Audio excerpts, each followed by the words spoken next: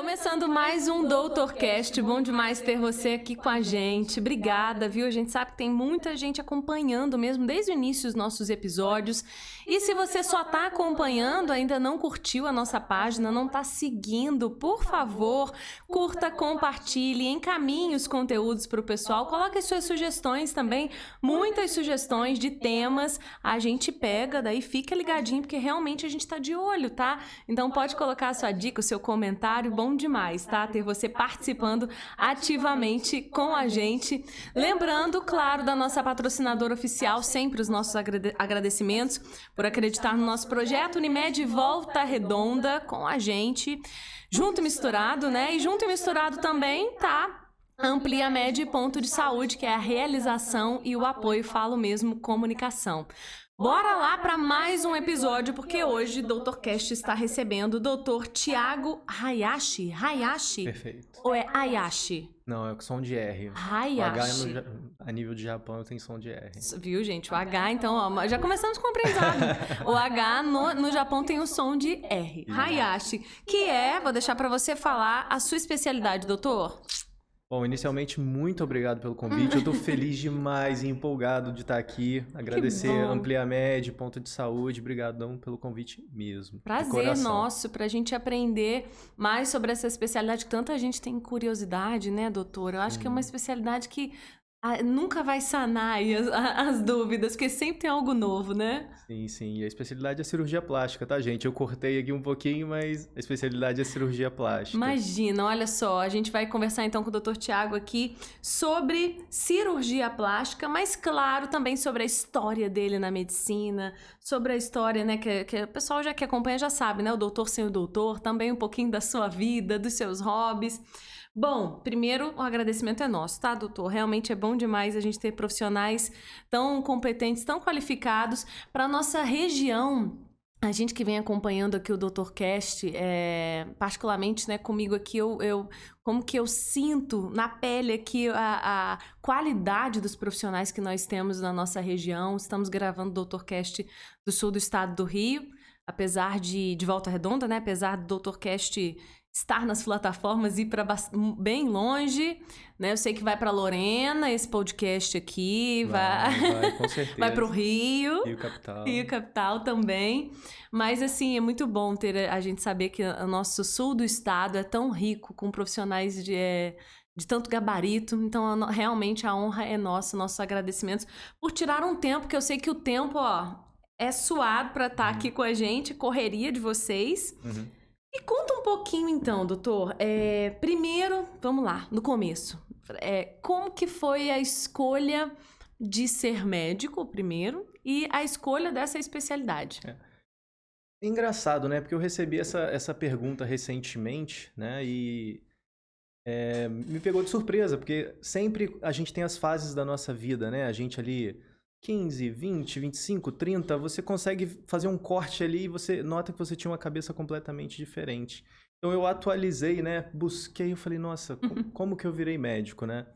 E meu pai era cirurgião plástico também, né? Era super conhecido aí na cidade. E eu sempre tive um exemplo dentro de casa, né? No sentido de uma pessoa que está sempre cuidando dos outros, né? Então isso não foi assim, foi uma coisa tão natural e automática. E eu até brinquei recentemente que era muito engraçado, porque eu tinha às vezes 12, 13, 15 anos. Você virava na época uma referência, né? Tipo, tô doente, o que eu tomo? Você é filho de médico, você deve saber. Então era muito engraçado. Então isso já meio que me cativava, eu já tinha que fazer isso, cuidar das pessoas mesmo sem ter passado por aquilo. Óbvio, gente, que não era nada muito complexo, né? Mas assim, a gente dava uma dica ou outra, enfim, de coisas que sabia, né? O que não sabia, a gente, enfim, falava, olha, eu acho que você tem que procurar mais ajuda. Um médico mesmo, né? Porque, na verdade, a gente fica muito com esse conceito. Filho de médico, médico é? E aí, o que você acha? E antigamente não tinha o Google, né? Hoje todo mundo vai no Dr. Google, pega alguma dica ali, às vezes válida, às vezes nem tanto, enfim.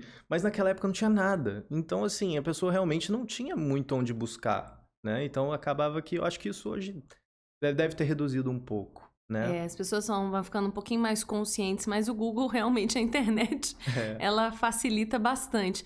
Então, na verdade, foi uma escolha, entre aspas, muito intuitiva. Quando você viu, eu vou ser médico, eu vou ser médico.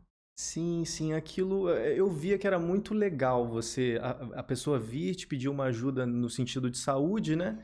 E aquilo foi ficando muito natural, foi acontecendo. E aí a escolha da medicina veio, né? Eu fui aluno aqui do Macedo, no segundo grau, né? E depois passei na faculdade, fiz aqui em Volta Redonda, vamos entregar a idade aí, né? Já tem 20 anos que eu entrei na boa. Então, 2003, né? Foi muito legal, foi um período de muito aprendizado. Inclusive, a maioria dos meus professores vejo até hoje, né? O próprio Dr. Vitório, que esteve aqui com vocês, né? Então, assim, posso citar vários, né? Mas foi um período muito bom, de muito aprendizado. Terminei a faculdade, depois fiz cirurgia geral. Todo cirurgião plástico tem que fazer cirurgia geral primeiro, né? Foi aqui em Volta Redonda também, no Hospital São João Batista. E aí, para fazer a plástica não tem jeito, né? Aqui na região a gente não tem uma escola de cirurgiões plásticos. Então, eu fui para o Rio, capital. Também, assim, foi uma escolha muito feliz, porque, bem ou mal, o Rio, ele é uma referência. Por quê? Se você parar para pensar que, historicamente, a gente tinha o Pitangui, né? Então, assim, isso pesava muito. Então, o Rio é o berço da cirurgia plástica, né? É muito interessante ver, quando eu cheguei lá, foi perceber isso. Muitas escolas de cirurgiões. Então, eu falei, gente, eu tô no lugar certo. Porque aqui é onde tudo nasceu, é onde está o conhecimento. Foi muito bom. Agora, quando você falou aí de algumas das suas referências, né? Você começou, né? Falou que estudou aqui. Você é daqui de Volta Redonda? Sim, eu sou da região. É nosso, é da terra. Sim, eu sou da terra. E ficou aqui, né? Por favor, São Paulo, Rio, não leva tanto não, tá? A gente sabe que acaba que faz a especialização, né? E tem muitos contatos e fica nessa rotina, né? Mas continua aqui, tá, doutor? Por favor. Mas quando você fala de algumas referências, lá no começo você falou da sua grande referência, que foi o seu pai. Fala um pouquinho dessa relação e realmente porque cirurgião era a especialidade de cirurgia plástica, né? Sim. E foi para a mesma especialidade, porque alguns casos que a gente vê aqui, meu pai, minha mãe, médicos, mas não necessariamente vai para a mesma especialidade. Mas e como que foi isso, assim, porque eu acredito que seja realmente a maior referência. Para quem não conhece a área médica, né, todo mundo, pelo menos, já tem uma noção do que é um pré-vestibular, né? Então, quando a gente vai chegando no final da faculdade de medicina, ali por volta do 5º, 6º ano, começa uma etapa parecida. Você tem que fazer uma escolha de novo, né? Lá atrás, você escolhe uma carreira inicial. Quando você está no final da faculdade, você começa a abrir os seus olhos para o que você mais tem afinidade, para o que você mais gosta de fazer, né? Então, a cirurgia veio quando a gente fala que é internato, né? A parte final do curso de medicina, né? A gente fica mais dentro do hospital. E quando eu entrei na cirurgia, foi uma coisa assim... eu não sei te explicar, Aline, assim. Foi muito mágico, né? E aí tinha momentos que eu entrava em cirurgia, eu lembro, eu tenho memória até hoje, até no início da residência, porque para mim foi tudo muito parecido. Eu fiz o internato no São João Batista, depois virei um residente ali, então eu meio que já estava em casa. Então foi tudo muito junto. Ajudar aquelas pessoas ali era prazeroso, sabe? Então, assim, hoje, lá no Rio, eu tenho a felicidade também de hoje poder ensinar cirurgia plástica lá, um dos motivos que eu ainda estou lá também, né? Do serviço Unirio, Casa de Portugal. Então, eu lido com residentes, né? E eu sempre falo com eles, falei recentemente com um deles essa semana, não perca o prazer de operar. Porque, assim, por mais que pra gente seja um trabalho... O brilho nos olhos, sabe? Eu acho que isso faz muita diferença do que você ir arrastando para trabalhar, entendeu?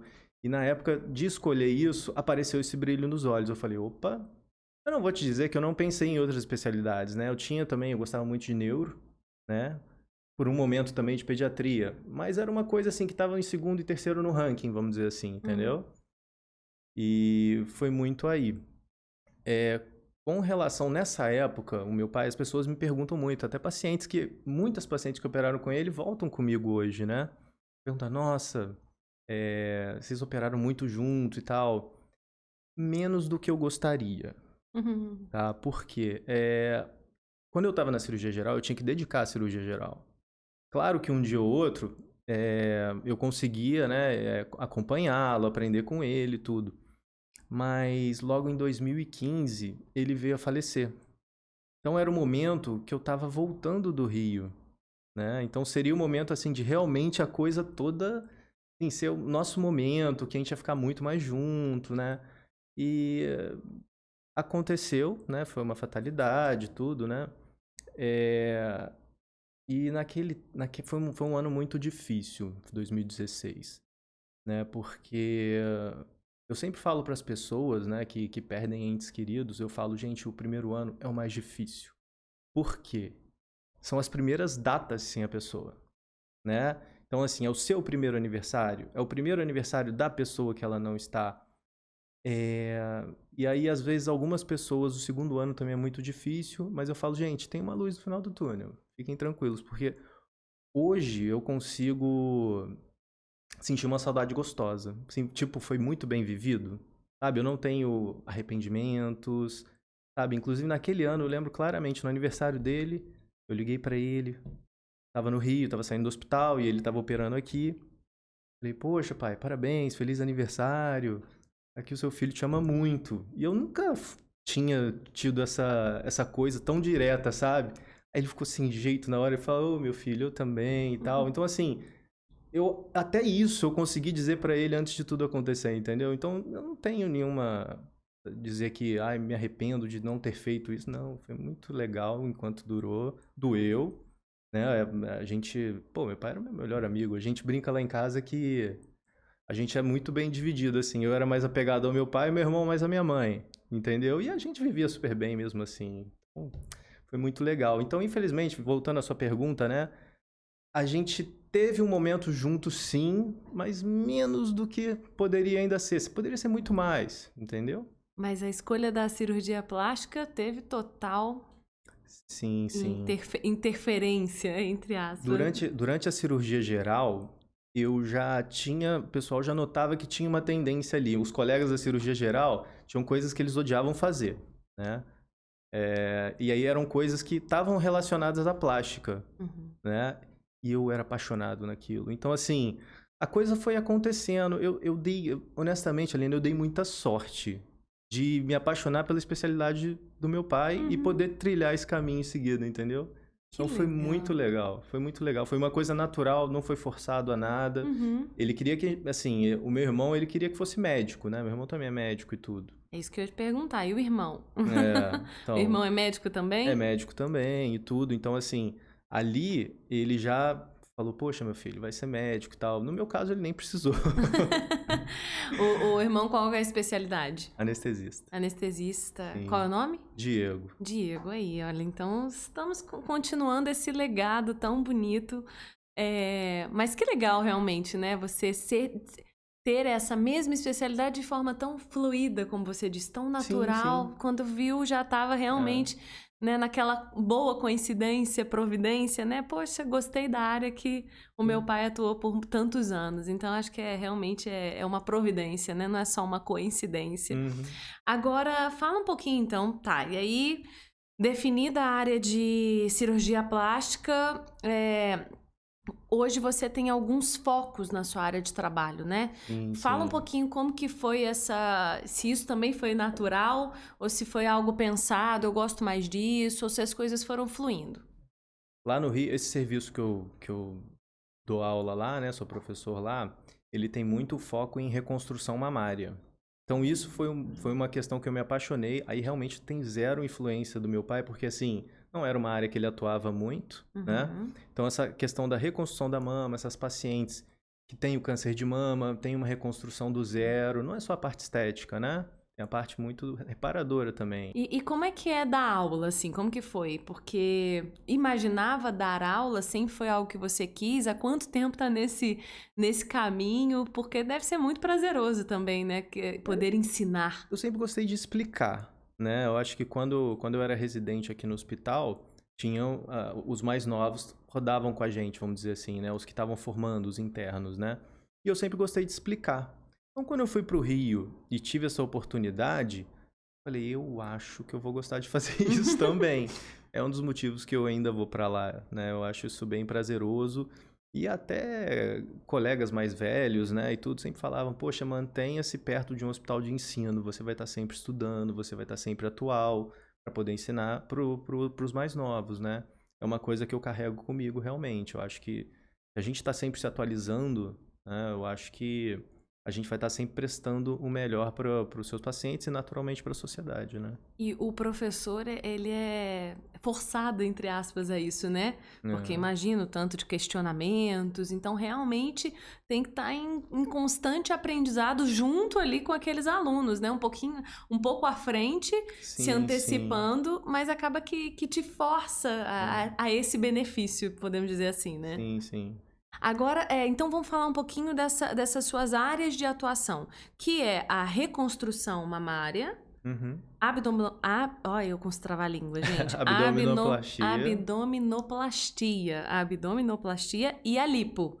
Pode ser. Que são essas? As três principais. São as três principais? Sim, sim. Como que foi, então, esse percurso de se ver, né? Se você realmente foi uma escolha consciente ou se as coisas foram caminhando para ter esse foco no seu trabalho?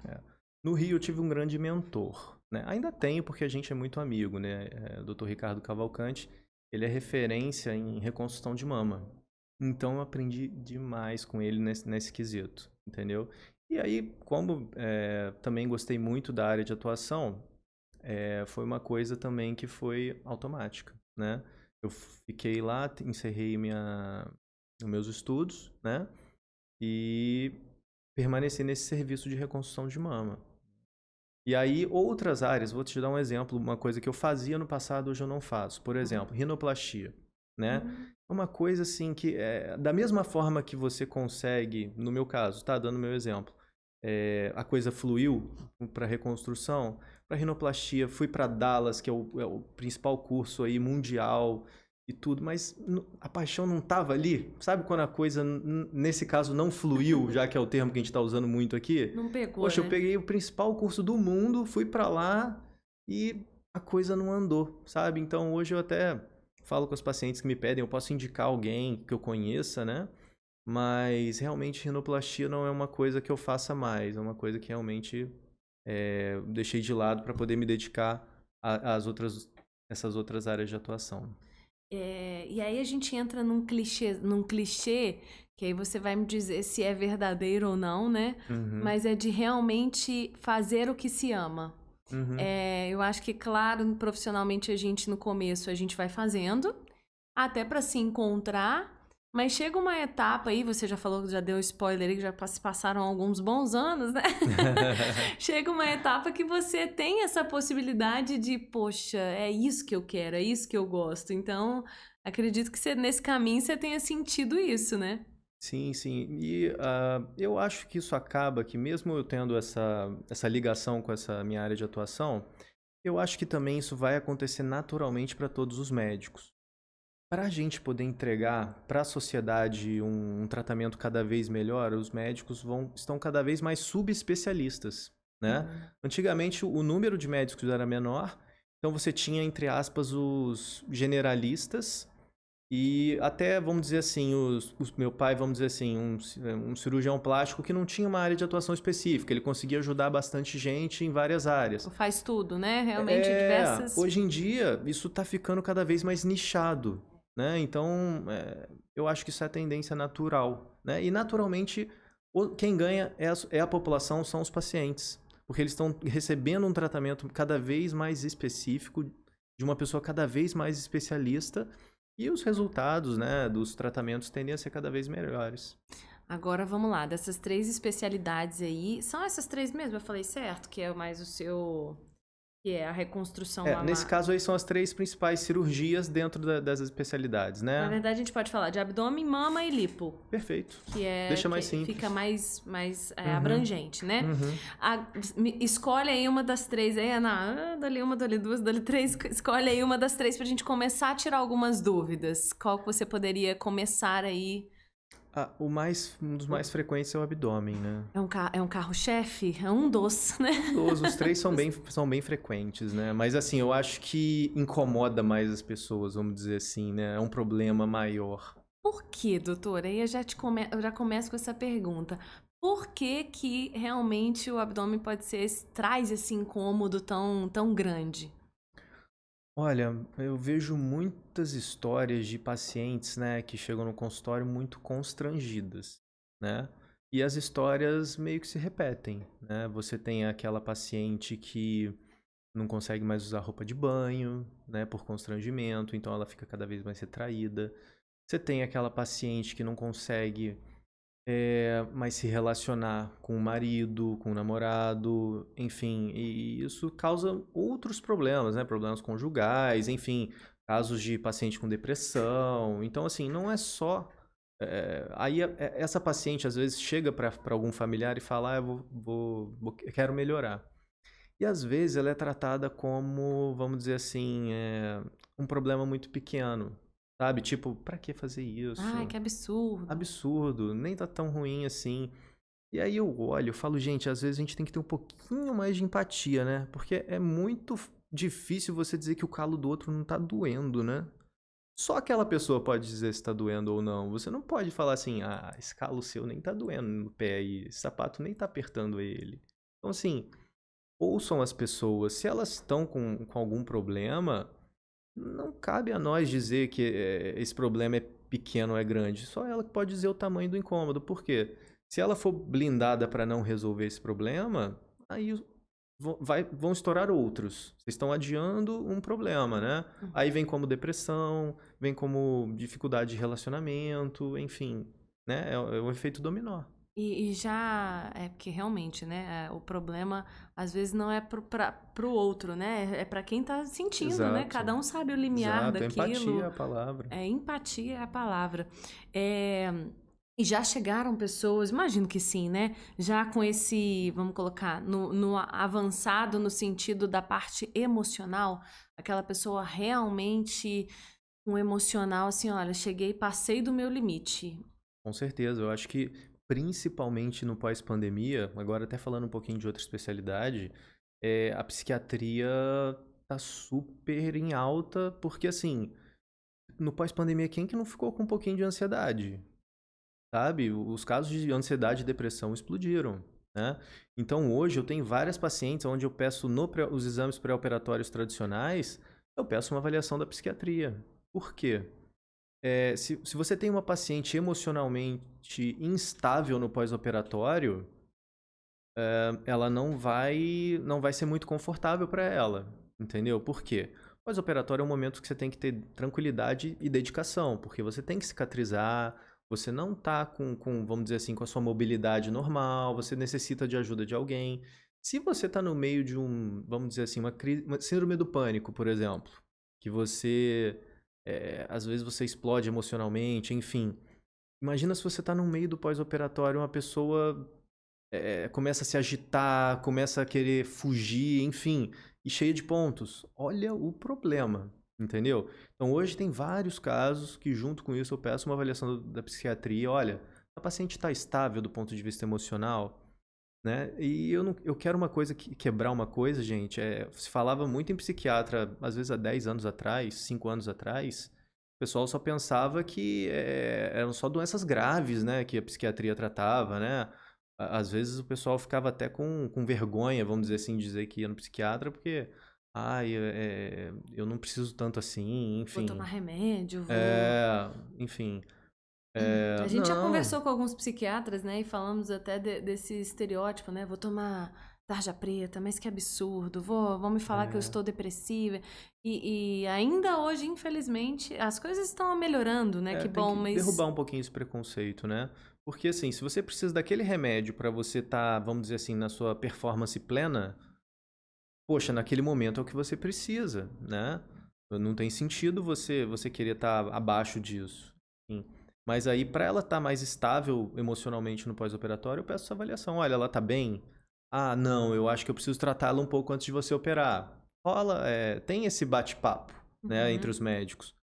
Ok, se eles liberarem, a gente opera. entendeu? É um trabalho que a gente sempre conversa aqui com, né, com o pessoal que vem, que realmente ainda mais a medicina, né? Ela é multidisciplinar. Você precisa de colegas aí de outras especialidades, às vezes até não médicos, os próprios psicólogos, enfim, pessoas que podem, a fisioterapia, no caso aí, que é uma grande aliada, né, acredito que na parte dessa recuperação da cirurgia plástica, né? Uhum. É uma equipe que tá ali para somar, né? Uhum. Essa fisioterapia, ela realmente ela é importante, doutor? No pós, assim, no sentido de... A gente vê tanta coisa, né? A gente vê taping, a gente vê que às vezes são administrados por fisioterapeutas, todo esse cuidado nesse pós que faz muita diferença, né? Sim, eu acho que eu vou resumir para vocês uma palavra bem fácil. Se você tiver uma fisioterapeuta do seu lado no pós-operatório, é conforto, gente. Porque você vai estar lá. Muitas pacientes chegam e falam, nossa, eu cheguei na fisioterapeuta mega inchada, fiz minha drenagem e, poxa, sou outra pessoa agora, entendeu? Eu gosto até em estágios mais avançados de cicatrização, né? Tipo, 2 meses. Eu acho que ainda assim, você está retornando... Já retornou ao trabalho, mas você ainda está de cinta, às vezes, sutiã cirúrgico. E você, aquele cansaço e inchaço do final do dia, vamos dizer assim, né? O fisioterapeuta vai, trabalha com você, você sai outra pessoa. Então, assim, se você puder, eu acho sempre muito válido. Se a gente que não, né, no meu caso, ainda não fiz uma cirurgia plástica, vamos deixar aqui, né? Mas já é bom, né? Imagina uma drenagem, imagina realmente para quem ainda está nesse processo que gera um certo desconforto, um inchaço. Então, acho que essa equipe, a gente sempre dá ênfase nisso aqui, porque é tão legal esse trabalho multidisciplinar, realmente um ajudando o outro para todo mundo ajudar o paciente. Sim. Acho que esse é o objetivo. Vamos continuar, então, falando sobre o abdômen, para a gente depois avançar e falar dos outros temas, das outras especialidades aqui. Lembrando, você que acompanha o Dr. Cast, curta, compartilhe, acompanhe mesmo, real oficial, a nossa página. E para isso, você precisa seguir aí, acompanhar, sinalizar, né, colocar as notificações para você não perder nenhum tema e, claro, colocar também a sua sugestão, o seu comentário, participação ativa, tá? Dos nossos telespectadores e ouvintes. E os nossos agradecimentos sempre à nossa patrocinadora oficial, Unimed Volta Redonda. Lembrando, realização do Dr. Cast, Ponto de Saúde e Ampliamed. Hoje a gente está conversando com o Dr. Thiago Hayashi, cirurgião plástico, e falando agora de abdômen. A gente ainda vai entrar em outros temas, mas ainda tem algumas perguntinhas sobre isso, já que realmente é um assunto que, né, como ele bem disse aqui, muitas mulheres, né, não só mulheres, né, doutor? Eu posso estar esquecendo dos homens também, né? Os homens também chegam com essa demanda? Sim, sim. Principalmente aqueles que tiveram um grande emagrecimento, né? Hoje a gente tem um número de pacientes muito grande que são submetidos à cirurgia bariátrica, né? Uhum. E também aqueles pacientes que emagreceram na marra. Eram grandes pacientes no sentido de obesidade mesmo, né? E mudaram o estilo de vida. Hoje são histórias bonitas que a gente vê muito, né? Mas uma coisa que eu sempre falo no consultório, né? Infelizmente, o excesso de pele a gente não consegue perder na academia, né? Você perde toda aquela gordura e tudo. Mas quando fica com um excesso de pele, realmente o que vai te ajudar mesmo é a cirurgia. Não só essa pele, né? Eu falo também que o peito também é um negócio que você pode malhar o que for. Então Não assim... Então tem coisas que não tem jeito, A ideia né? é muito parecida, né? Então assim, muita gente tem aquela história, né? De tipo, você não precisa operar, você precisa ir pra academia e tal. Gente, se fosse assim, a mulher ia malhar o peitoral até pra poder resolver o problema. Não é assim que funciona, sabe? Quando você tem o excesso de pele, a coisa tem que ir por outra solução, não é academia, né? Agora, a gordura, eu concordo com vocês. Realmente, quando o problema é a gordura, naturalmente, se você treinar, começar a aumentar a massa magra, aí realmente o seu corpo vai mudar. Agora, no sentido de excesso de pele, seja homem, seja mulher, né? a coisa tem que ser mais pro lado cirúrgico. Agora, uma curiosidade aí, né? Imagem, você falou e tocou nesse ponto da gordura. Chega aquele paciente acima do peso e quer fazer uma cirurgia plástica. E aí, assim, como que é o olhar médico nesse sentido? Olha, é possível emagrecer um pouco? Ou não, vamos operar, independentemente de você ter tentado ou não emagrecer, porque é uma linha tênue aí, né? Como lidar com toda essa situação? Vamos lá. Um pouquinho mais específico agora, a gente até para os bariátricos, a gente tem um índice de massa corpórea. Eu acho que a grande maioria das pessoas já pelo menos ouviu falar, que você pega o seu peso e pega a sua altura, né? E a partir faz uma conta com essas duas variáveis e aí você tem o IMC, tá? Se ela tiver com obesidade nesse índice, né, que a gente fala por volta de 35, realmente a gente vai orientar, seja com 35 até com 30 também. Eu sempre falo assim, em português claro, se você emagrecer, seu resultado vai ser melhor, tá? Mas aí vem essa paciente e fala, beleza, doutor, vou tentar emagrecer. Aí ela volta 6 meses depois, foi no nutricionista, fez atividade física, mas por algum motivo ela perdeu muito pouco, ou às vezes nem perdeu nada, né? Fala, doutor, então, passaram 6 meses, eu fiz várias coisas e não consegui emagrecer.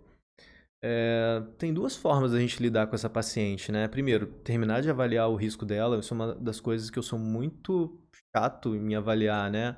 É o risco da paciente, uma cirurgia mais curta, que ela tem um risco menor e tudo mais. E eu falo com ela, falo, olha, se você operar do jeito que você tá, você vai ter um resultado inferior. E se sua saúde permitir, sua saúde permitiu, avaliei, permitiu, ok. Tem pacientes que elas dão, vamos dizer assim, dão um gás depois. O que motiva ela, às vezes, foi no nutricionista, fez atividade física, mas sabe quando você vai entregue? Entendi. Você faz, mas a sua mente não tá ali, você não tá fazendo. Ou se sei, tô brincando. Quem não sabe, né, doutor? Então, assim, tem pacientes que viram uma chave depois que notaram uma melhora importante, né?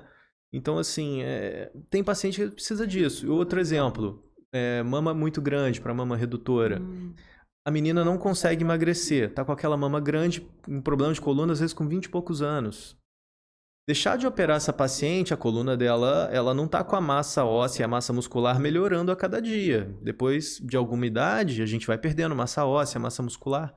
Então, assim, o problema dela vai piorar. E aí? Não é uma cirurgia tão estética, é uma cirurgia de necessidade. Então, todo caso tem que ser muito bem avaliado, né? E a pergunta de longe que eu mais... Vou aproveitar essa deixa, porque é a pergunta que eu mais recebo. Chega no Instagram, qual é o preço disso? Como se fosse uma blusa, né? Tipo, gente, não é tão simples assim. É como eu tô falando, assim, cada caso é um caso. Tem paciente que acha que a cirurgia dela é abdômen, ela pede valor de abdômen. Aí quando eu vejo, não, sua cirurgia é só lipo. Então, assim, eu entendo vocês acharem que sabem, mas o que importa quando você chegar no seu cirurgião é o planejamento que se monta. Então, assim, é muito difícil, gente, passar esse tipo de informação para vocês, porque cada caso é um caso. Não é uma receita de bolo, né? Fechadinha. Não é comprar uma blusa PMG. Não é só isso. Então, assim, a gente avalia cada paciente do seu jeitinho, as suas, às vezes alguns pacientes têm alguma doença. Hoje, por exemplo, estava na cirurgia, a paciente tinha um pouquinho de pressão alta, mas estava super controlada, entendeu? Então, é uma cirurgia que dá para proceder, né? Se ela estiver descontrolada, vai melhorar isso um pouquinho e aí depois opera. Então, assim, não achem que a cirurgia que foi feita na sua amiga vai ser que vai ser feita em você. Sempre tem um detalhe diferente. Sempre. Ainda mais na parte da parte da cirurgia plástica, né? Seja envolvendo o rosto, o corpo. Eu quero ficar como fulano. Aquela barriga Essas comparações são muito ruins, porque elas trazem para você a falsa impressão de que às vezes você pode alcançar aquele resultado que você gostou, mas às vezes a realidade do seu corpo é outra. Então isso tem que ser muito bem trabalhado com vocês no consultório. Funciona para um, mas não funciona para todo mundo, né? Realmente. Agora, quando você fala aí, né, de ser criterioso com os riscos, né? Dessa avaliação dos riscos. Primeiro, uma curiosidade, como que é feita essa avaliação de riscos? São realmente os famosos exames pré-operatórios, o que pode ser considerado um exame realmente para avaliar o risco. Quais riscos são esses? Quais riscos são riscos mesmo os piores? E o que mais você percebe no consultório? O que inviabiliza uma cirurgia plástica? Vamos lá, assim, é um tema bem... Pode ser muito longo, eu vou tentar simplificar ao máximo, tá? O risco, ele, claro, começa nos exames pré-operatórios, mas ele começa também na conversa que eu tenho com vocês. Por exemplo, antes da gente começar a falar de plástica, eu sempre pergunto, toma remédio para alguma coisa? Você tem alguma doença que você já tinha?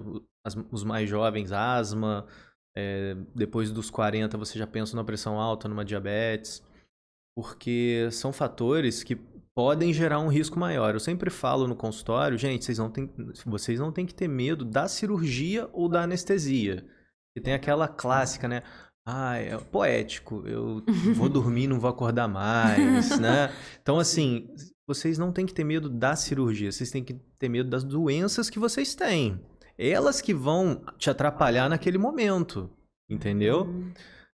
Então, assim, começando pelas doenças que você tem. Se você tem alguma doença descontrolada, no pré-operatório a gente vai tentar controlar para poder resolver, sabe? Claro que tem as doenças que são, vamos dizer assim, as graves que a gente evita. Vou te dar um exemplo. Um paciente que infartou há 3 meses atrás, não é um paciente legal de fazer uma cirurgia grande nele, entendeu? Porque o risco de acontecer durante a cirurgia é grande, é muito recente, né? Principalmente se ele não tratou isso. Então, o risco tá... Vocês não pensam que o risco... Vocês têm que pensar que tá na doença, né? Menos na anestesia, mais na doença que vocês têm. Esse negócio da anestesia é um classicão mesmo, né? Sim, super. Eu falo que eu imagino, né? Eu já em conversas com amigas, né? Já escutei, mas aí, imagina, morrer porque tá fazendo um negócio estético. Aquela coisa assim. Não, porque entuba. Porque, nossa, não, cirurgia que entuba, não. Mas a pessoa fala como se tivesse um após em medicina, né? Tudo jornalista, tudo um bando de metida a entender, né? Mas assim, como que vamos entrar então nessa questão da anestesia e desmistificar a coitada da anestesia. Como que é isso se para todos os tipos de cirurgia plástica é o mesmo tipo de anestesia? Como é que é? Não. Tem cirurgias que a gente chama anestesia de bloqueio, né? Onde principalmente quando a gente vai operar áreas da região do abdômen para baixo. Tem essa possibilidade, tá? Agora, principalmente na cirurgia mamária, é muito difícil você fazer isso, né? Então, na cirurgia de mama, face, geralmente é mais, vamos dizer, do tronco para cima, é mais realmente anestesia geral, é aquela que entuba, né? Mas é um problema, porque assim, cirurgia que geral, como se fosse a anestesia geral, como se fosse uma vilã. Mas, na verdade, ela tá igual, voltando até para o assunto que a gente falou da psiquiatria, né? De tomar o remédio, porque precisa, no caso ali, realmente é algo necessário. E eu acredito que ela seja muito, muito necessária para minimizar qualquer problema. Então, realmente, ali ela não é um problema, ela é uma solução. Sim.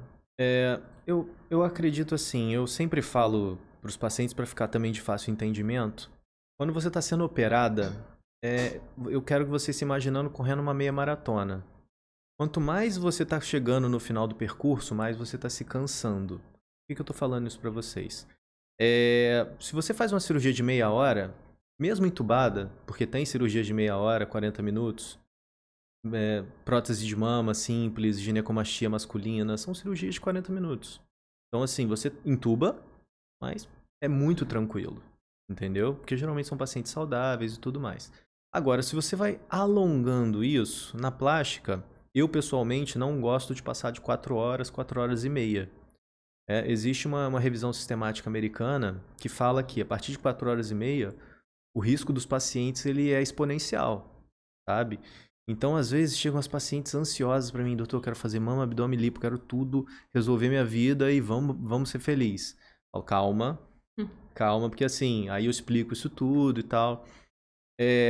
Então, assim, eu evito nunca, na carreira inteira, eu fiz cirurgia maior do que esse tempo, né? e nunca fiz 3. Vamos dizer, entre mama, abdômen e lipo, eu sempre oriento as minhas pacientes, gente, é mais seguro, vamos fazer 2 primeiro, depois a gente faz essa terceira, mas divide a cirurgia. Porque você diminui muito o seu risco, entendeu? Você se cansa menos durante aquele procedimento e você menos cansada, isso pode te ajudar até no pós-operatório. Por quê? Imagina, você faz uma cirurgia uma coisa, 2 é outra. Se você faz 3 é outra. Você sangra mais, você tem mais tempo do seu corpo se cansando. Eu gosto de explicar assim que eu acho que fica mais fácil, né? Pra quem não é da área entender. E aí você tem menos complicações, menor chance de abertura de ponto, menos anemia, que são fatores que atrapalham a cicatrização, entendeu? Então, por isso que segurança, eu gosto muito de cirurgias mais curtas. Eu sempre oriento vocês a isso, falando de risco, né? Então, se você correr a meia maratona, você vai ter um nível de cansaço. Se você correr a maratona inteira, você vai chegar muito mais exausta, né? Entendeu? Para recuperar é mais difícil. Exatamente. Então, assim... Esse fôlego, né? Então eu sempre faço a comparação da corrida, que eu acho que é fácil de entender. Entendeu? Dá para fazer aí uma curiosidade, né, gente? Não sei, dá para fazer não sabia nem que podia. Mama, abdominoplastia e a lipo, porque abdominoplastia e lipo ou é um ou é outro, ou não? Ou tem possibilidade dos dois? Não, tem a possibilidade de combinar os dois. Olha eu aqui, Sim. ó. Ai, não sabia disso. Pra pensar sempre que assim, a abdominoplastia resolve pele. Lipoaspiração resolve gordura. Se você tem um problema de excesso de pele e excesso de gordura, você precisa das 2 soluções. Olha só. Vamos entrar então. Faltou alguma coisa do abdômen, doutor? Nossa, quer dizer, faltou um monte de coisa, né? Mas não vai dar, né? Porque dentro do que a gente consegue falar aqui, faltou algo muito relevante que eu esqueci? Acho que não, né? Que não, as principais Se der qualquer coisa, a perguntas... gente volta lá na frente. Mas me conta agora, então, vamos entrar na lipo. Ok. Que também, não sei, eu tenho uma sensação de que uns anos atrás ela era mais... As pessoas, era lipo, e a abdominoplastia era secundária, né? Vinha depois, né? E aí esse negócio meio que inverteu, hoje talvez elas estejam juntinhas ali. Mas realmente, né, antigamente acho que a lipo ela era muito falada, muito fácil. Vou fazer uma lipo. Eu falei, gente, como assim? É porque a recuperação é muito fácil, né? 7 a 10 dias você tá pronta pra vida. Você tá de cinta, claro, mas você pode estar aqui fazendo seu podcast tranquilo, entendeu? Olha ele querendo. Olha ele querendo me induzir, gente. Ai, não. Então, assim, a recuperação é muito rápida, né? Eu sempre falo, os 3 primeiros dias são mais chatinhos, porque as pacientes falam que é como se você tivesse ido na academia depois de um ano e quis ganhar aquele ano em um dia, sabe? Sabe aquela dorzinha pós-academia? Só que um pouquinho mais. Só que depois de 3 dias, isso ameniza, você fica mais tranquila e a recuperação é super rápida, né? Diferente da abdominoplastia e da mamoplastia. Como você tem mais pontos, né? É uma recuperação que é mais tranquila, mas ela é mais longa. Ela vai durar aí 3 semanas, 4 semanas. A lipo, na verdade, ela não tem uma questão de ponto, né? Não envolve esse corte, ou envolve... eu sei, acho que são pequenas incisões, é isso? Sim, são pequenos cortes ali de 1 centímetro em regiões estratégicas, vamos dizer assim. Então, a indicação da lipo é gordura. Falou em lipo, pensa em gordura. Gordura simples assim. Localizada. Sim. E aí a gente tem a lipoescultura. Qual que é a diferença? A lipoaspiração, você está aspirando a gordura, ponto. Quando você fala em escultura, é uma terminologia que ficou muito famosa aí década de 90, início dos anos 2000, né? Porque é como o nome fala, esculpir. Então você tira a gordura de um lugar, coloca em outro, sabe? Você está reesculpindo a pessoa, vamos dizer assim, né? O nome atual que a gente tem falado mais é lipoenxertia, é o enxerto da gordura. Entendeu? Você pega essa gordura de onde você não gosta dela e coloca onde você quer. Exemplo mais utilizado hoje é o glúteo, né? Você consegue um contorno glúteo de novo, que às vezes você perdeu com o tempo, ou até a mama, por exemplo. Se você quiser uma opção, a prótese, né? Não quero prótese. Você pode usar a própria gordura para volumizar sua mama. Mas a gordura do próprio corpo, e aí sim, da própria paciente. Da própria paciente. Não existe isso de... Ai, doutor, não, tô satisfeito com a minha barriga, mas quero bumbum. Ai, não... Ou seja, não vou tirar da barriga, também não tem como pegar gordura de que esteja, né? Aí é a prótese, né? Que usa no bumbum. Por exemplo, eu não quero mexer na minha barriga, na lipo. Ok.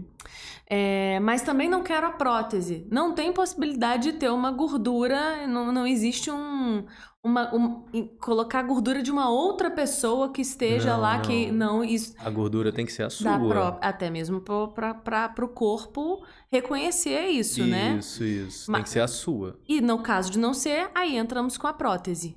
Seja no bumbum, seja... É uma opção, tá? É uma opção caso a paciente queira, né? Eu sempre falo, né? Mesmo na mama, por exemplo, mesmo com o enxerto da gordura, o contorno da prótese no longo prazo, se você pensar aí, você vai manter o seu resultado mais arredondado e tudo 10, às vezes 15 anos, se você não oscilar o peso, né? Já com a gordura, você não consegue manter essa sustentação pela mesma quantidade de tempo. Né? Então tem esse pró e esse contra aí. Exato. Então, por isso que eu falo, cada planejamento é o detalhe do que vocês pensam e do que vocês querem, né? Tem paciente que é da prótese, não tem jeito. Tem paciente que é da gordura, também não tem jeito.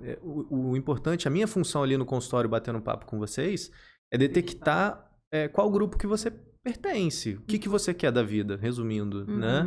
E aí montar esse planejamento para vocês. E o que cabe, né? Não só o que eu quero, mas às vezes o que eu quero não é viável. Sim. Então... E às vezes também ser o chato que vai falar assim, não dá para fazer isso, acho que que você quer não é possível. Que às vezes que é uma coisa muito fora, né, até do que vai ficar bom, não só em relação à saúde em si, mas aquilo que às vezes a pessoa idealiza, é aquilo que a gente falou, né? Tá na outra, tá lindo, mas em mim às vezes fica diferente. Agora, uma curiosidade, para fazer a lipo, ela é para emagrecer ou eu preciso emagrecer antes de fazer a lipo? Muito parecido com o que a gente falou do abdômen, né? Se você chega com um pouco mais magra para operar, você vai ter um resultado melhor. Então, assim, eu deixo bem claro isso com a paciente, entendeu? Claro, se você em casos extremos que não dá para operar, a gente nem opera, né? Tá obesidade. Poxa, olha, eu acho que você tem que... Tem paciente, por exemplo, que chegou para mim para lipar e ela tinha indicação de bariátrica, né? A gente conversa com ela, fala, olha, a lipo não vai te ajudar, eu acho que você tem outras soluções, né? Enfim, mas agora, aquelas que estão ali no meio do caminho, se você conseguir chegar mais magra para uma lipoaspiração, você vai ter um resultado superior. Ajuda. Entendeu? Então, assim, cabe a paciente saber o que ela quer também. Né? Falamos dessa lipoescultura, que tem outro nome, que você falou, lipoenxertia, é isso? Também é o enxerto da gordura, né? Da lipoaspiração. E tem a lipo HD. Perfeito. Que é essa lipo? Super Porque ela é mais, né? ela é mais recente, né? Fala um pouquinho. Bom, eu tive recentemente no Congresso Mundial de Lipo HD na Colômbia, né? Por que Colômbia, né? Foi onde ela nasceu, né? Foi um colombiano que inventou a Lipo HD alguns anos atrás. E, coitado, ele ia nos congressos, o pessoal olhava para os trabalhos dele, ele só levava pancada, coitado. Porque era uma coisa inovadora. E na época ele estava começando um trabalho, os resultados não eram formidáveis e tal. De 5 anos pra cá, ela cresceu muito. E aí ele virou uma referência. Então aí a Colômbia roubou um pouquinho disso do Rio de Janeiro, né, na questão da lipo. Então hoje a gente até vai pra Colômbia para ver, né, o trabalho dele, um trabalho excelente, né? Eu digo que é um refinamento, tá? Porque qual que é a diferença? A gente usa os músculos como referência. Um exemplo que eu fiz na cirurgia hoje, né? A paciente queria uma lipo HD média. Tem isso ainda, você gradua, né? Eu quero uma definição alta, você faz gominho. Eu quero uma definição média, você faz as linhas verticais, né? Na barriga da paciente. Dá pra fazer? Dá pra fazer isso. E fica assim... Natural? Essa Depende da paciente. Se chegar muito acima do peso, não fica legal, entendeu? Então, assim, aí você orienta ela, fala, olha, você não é candidata a lipo HD, né? Teve um cirurgião português lá no congresso que ele falou uma coisa que eu achei fantástica, assim. A paciente que quer a lipo HD, ela tem que ter consciência que ela vai ter um comprometimento com o corpo dela para a vida. Porque se ela engorda, fica uma coisa muito esquisita, né? Então ela tem que ter vai ter que ter uma atividade física, manter-se na dieta, entendeu? Mas como que é feito, assim? Porque, assim, se ela engorda, ela não engorda tudo igual a...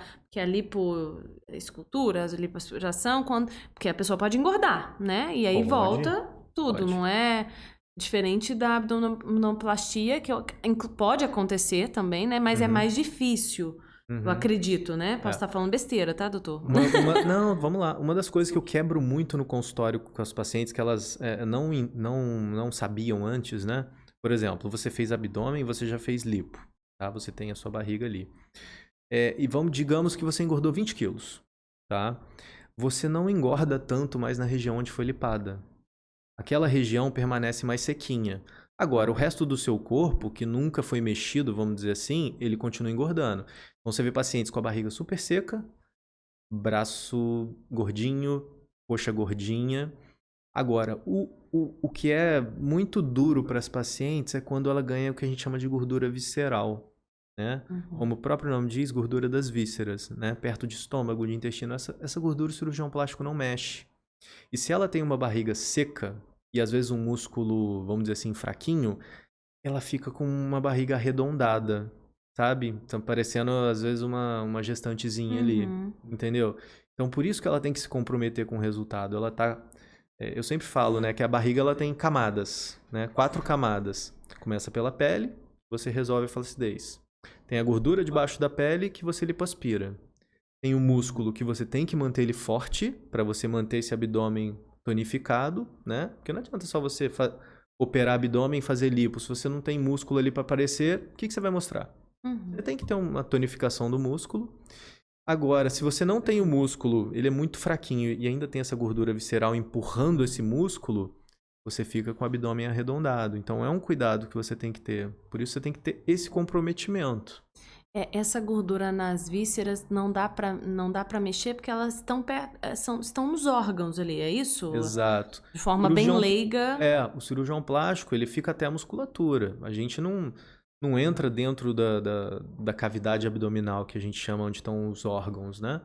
A gente não faz isso. E isso é só mesmo, então, com boa alimentação, com atividade física regular. Exato. Então, assim, não tem pra onde fugir. Uma vez eu achei engraçadíssimo a paciente, doutor, eu não quero emagrecer, eu quero ser emagrecida, né? Eu quero ficar Maravilhosa, adorei. Então, assim, é muito legal isso, essa ideia é muito boa. Eu gostaria muito de colocar vocês numa caixinha e vocês já saírem prontas, né?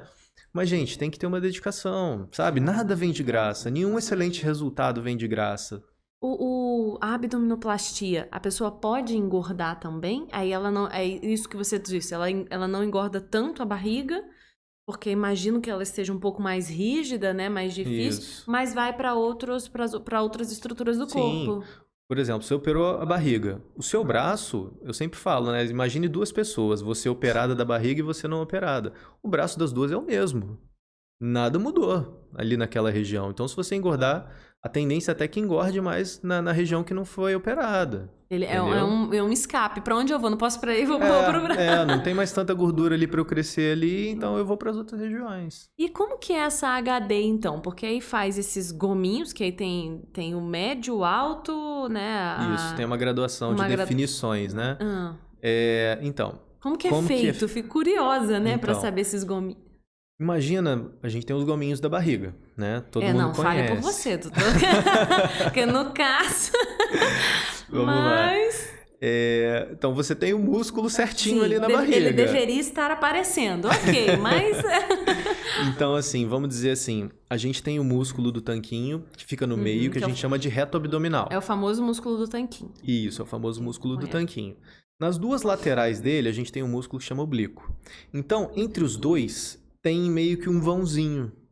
Então, na hora que a gente vai fazer a lipo hoje, esse vãozinho a gente vai com a mão mais pesada para esse contorno aparecer mais. Entendeu? Então, a gente faz isso, por exemplo, hoje. Eu fiz na paciente, na linha entre os gominhos, na linha vertical em cima do umbigo. No meio ali. Isso, e nas 2 laterais. Então, ela tem os risquinhos, os desenhos verticais. Mas não são todos os risquinhos, igual ficam... vazadinhos. É um no meio e um vertical e um horizontal, é isso? Não, são 3 verticais. Entendeu? Então você imagina que o gominho tá no meio deles, os gominhos. Aí a gente não faz na média, vamos dizer assim, né? A gente não faz os quadradinhos. Isso. Entendeu? Entendi. Faz. Porque o quadradinho já é o módulo avançado. Isso. Mas você acredita que, assim, é minoria que gosta? Que realmente fica mais forçado, né? Exato. A maioria das pacientes hoje vem para pedir realmente a média, que seria essa das 3 linhas verticais. E já atende. Afinal de contas, aí bora lá pra academia para ver se os outros aparecem. Mas é difícil aparecer, né? Você tem que primeiro Aí, não ter gordura debaixo da pele, Cara né? de pau aqui falando. Você tem que estar primeiro seca para poder mostrar e segundo você tem que ter o músculo para poder mostrar, né? Então a lipo ela facilita você a mostrar, mas nada vem de graça, gente. Se você quer ter um excelente resultado, você tem que suar a camisa. Entendeu? Não é Não é ser emagrecido, né? O ser emagrecido é lindo na teoria, na prática não é bem assim. Eu sempre brinco, né, que eu entrego 80%. Quer chegar no 100? Vai ter que dar uma suadinha. Entendeu? E 80% é muita coisa, claro, você saiu do zero. Mas nutricionista e atividade física hoje, gente, eu acho que é uma... Tem que incluir no combo. Não só de quem vai operar, eu acho que pra vida. Agora vamos falar um pouquinho dessa cicatriz, né? Porque a gente pode falar e depois a gente parte pro último tópico, que é o mama, que aí a gente pode falar bastante. Mas cicatriz, então, na verdade, a gente viu que a lipo, são pequenas, são quantas incisões? Na parte da frente, são 3. Depende, pode ser feito atrás também. Na parte de trás, né? Porque a gente vai dar contorno no glúteo, no quadril, tirar a gordurinha do flanco, né? São mais 4 ou 5 se a paciente quiser ainda fazer uma lipo na parte mais alta. Né? Então, mas são incisões pequenas. Pequenas e escondidas. E aí a abdominoplastia, né? Quando a gente pensa... né, o nome até é grande também, a gente pensa, nossa, a cicatriz é grande. Depende da paciente, como que essa cicatriz, ela sempre vai ser de um mesmo jeito, ela pode ser maior, ela é lá embaixo, enfim. Varia um pouco de cada cirurgião, tá? Então, assim, você vai ver, eu até brinco, né? Eu às vezes vejo paciente chegando, eu falo assim, foi meu pai que te operou.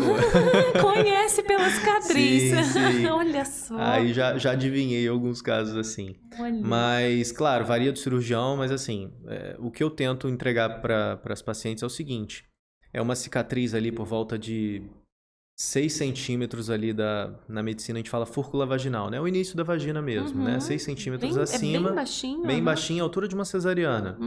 Agora, até onde ela vai na lateral depende do seu corpo. Eu sempre falo assim, olha, faz um exercício, você tá entrando no banho, senta e vê até onde sua barriga dobra. Ela vai um pouquinho além da dobra, porque a dobra é onde começou a sua flacidez. Entendeu? Então, é variável, até na mesma paciente, de um lado ela vai mais do que o outro. Porque ninguém tem um lado do corpo igual ao outro. Sempre tem pequenas diferenças. Então, pode passar um pouquinho ali da avenida, da dobra. Ela é mais longa. E aí, essa... Isso pra quem tem sobra, tá? Então, assim, tem aquela paciente que tem a barriga mais certinha, não vai ter nada, né? Não tem indicação de fazer abdômen. E essa paciente não tem nem indicação mesmo pra fazer abdominoplastia? Sim, ou tem? Não tem. Se ela não tem essa pele dobrando na hora que tá sentada, né? Caindo por cima, vamos dizer assim. Caindo por cima da calça jeans. Ela não tem essa... Não precisa nem de calça jeans. A barriga caindo por cima. É um pós-cesárea, doutor, que tá ali, né? Como que a cesárea realmente faz isso, né? Assim, eu acho que depende muito do peso que vocês ganham, né? Durante a gestação, né? Eu tenho pacientes que ali ganharam entre 7 e 10 quilos. Não aconteceu nada, assim, em alguns casos. Claro que quando você tem a segunda e a terceira, essa chance já aumenta. Né? Ter também o bebê mais jovem também, a qualidade do colágeno para poder retrair também, fala muito a favor de vocês. Saudades colágeno, né? A gente podia depois, né, conversar. Mas assim, agora sobre essa cicatriz ainda, ela pode... Depois a gente pode avançar pro peito também, pro seio que tem essa parte da cicatrização. Depende da paciente. Eu tenho medo de dar queloide, eu tenho medo de... Sei lá, pode dar alguma outra coisa além da queloide. A gente lembra sempre da queloide, né? Mas como que você pode avaliar isso? É uma pessoa que já teve uma cesárea e já viu? Ou existem outros critérios? Queloide é muito famosa, né? Porque o medo dela também te deixa sempre alerta, né? Mas a queloide a gente consegue ter uma noção porque geralmente as pessoas que têm descendência ou asiática ou negra têm uma chance maior ou geralmente a pessoa já teve algum corte ou alguma cirurgia que a cicatriz não ficou muito boa, né? É, nos casos da cesariana, bem ou mal, ainda não é uma das piores regiões de se ter cicatriz, né? Mas, por exemplo, quem tem tendência e tem um corte no ombro, por exemplo, o ombro é péssimo e, assim, dá queloide numa facilidade muito grande. Por quê? Porque pouca pele? Não sei. Então, a gente na plástica, a gente tem muito isso, né, para trazer uma cicatrização melhor para vocês. Mas, dependendo da direção que o seu corte foi feito naquela região, Entendi. ele pode fazer uma cicatriz mais larga ou menos larga. Então, uma das coisas que a gente aprende nas escolas aí de cirurgia plástica é em qual direção fazer o corte. Por exemplo, vou tirar uma lesão da sua face. Poxa, ninguém quer ter uma cicatriz gigante na face. Então, olha, essa direçãozinha vai ser melhor para você ou não, entendeu? É muito isso. E a queloide, se você coloca a posição errada, a chance de ter é muito grande. Entendeu? Além do organismo, além disso tudo. E você falou que a queloide é a mais famosa, né? Tem uma, eu falo que é a prima da queloide, só que mais leve. Chama cicatriz hipertrófica, né? No leigo, ela tá maior do que o normal. Ela não tá uma linhazinha. A cicatriz hipertrófica é mais leve, a queloide ela começa a crescer muito para fora. Uhum. Entendeu? E é comum? Assim, mais do que você gostaria, acredito que mais que todos os médicos gostariam, mas ainda assim, o que você percebe? Eu acredito que, assim, das pacientes que a gente opera, em média 5%. É baixo Contra ainda, queloide né? é baixo. É Uhum. baixo e você consegue tratar, né? Tem Uhum. pacientes que respondem super bem ao corticoide na cicatriz, né? Uhum.